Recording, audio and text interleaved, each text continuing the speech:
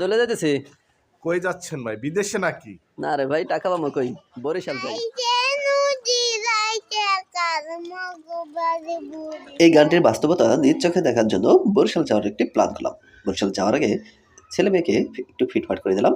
তার তো মহা খুশি, নতুন জায়গায় বেড়াতে যাবে। ভাঙা গোলচত্বর থেকে আমরা সুন্দর একটি গোল্ডেনের বাসে উঠলাম এবং বাসে ওঠার পরে আমরা আরাম করে বসে ডানে বাঁয়ের দৃশ্যগুলো দেখছিলাম। আমরা যতই নিকটে যাচ্ছিলাম আমাদের উৎসাহ ততই বাড়ছিল। দেখতে দেখতে কিছু সময় পরেই আমরা চলে গেলাম সানোহার বাস স্ট্যান্ড। বরিশাল পৌঁছানোর পরেই আমরা একটু মার্কেটে গেলাম, বাড়ির পাশে মার্কেট।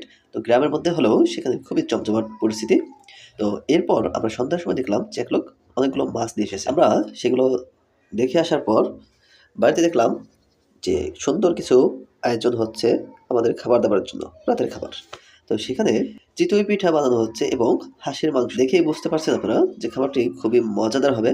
তো আসলে এই খাবারটি এত মজা হয়েছিল যেটি কল্পনা করে, কারণ শীতের দিনে হাঁসের মাংস দিয়ে চিতই পিঠা আসলেই অসাধারণ একটি খাবার। তো এটি যারা যারা খেয়েছেন তারা অবশ্যই বুঝতে পারবেন যে এটি কত মজাদার। এরপর হালকা কিছু ভাত দিলাম, সেগুলো দিয়ে হাঁসের মাংস দিয়ে খাওয়া দাওয়া শেষ করলাম। বরিশালের ফেভারিট গান কোনটা বর্তমানে জমজমাট ভাইরাল গান কোনটা? আমাদের ওই যে উটকির দিয়ে ভাত খাইছি এই গান।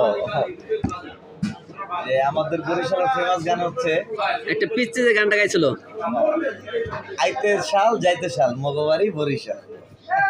গানটা পারেন আপনি পুরো? হ্যাঁ, এই গানটা আমি তেমন একটা পারি না। তো আপনার যেহেতু ওই গানটা গাইছে, আর বরিশালের ভিতরে আপনার কিছু কিছু ঐতিহ্যবাহী গান আছে, জায়গা নিয়ে লোকেশন নিয়ে গানগুলো করছে। যেমন এই শাপলা বিল নিয়ে একটা গান করছে, পেয়ারা বাগান নিয়ে একটা গান করছে, তারপর কুয়াকাটা নিয়ে একটা শাহিরির মতন বের হয়েছে, হুটকি দা ভাত খানো, তারপরে আরও বিশেষ অনেক কিছু নিয়ে বের হয়েছে। তো আমাদের বরিশালের ভিতরে অনেক ভালো ভালো লোকেশন আছে, ঘোরার মতন ভালো ভালো স্পট আছে। যারা আসেন না অবশ্যই বরিশাল ডিস্ট্রিক্টে একটু ভিজিট করে যাবেন, তাহলে দেখতে পারেন যে বরিশালের মানুষ কীরকম আর বরিশালের স্পটগুলো কীরকম।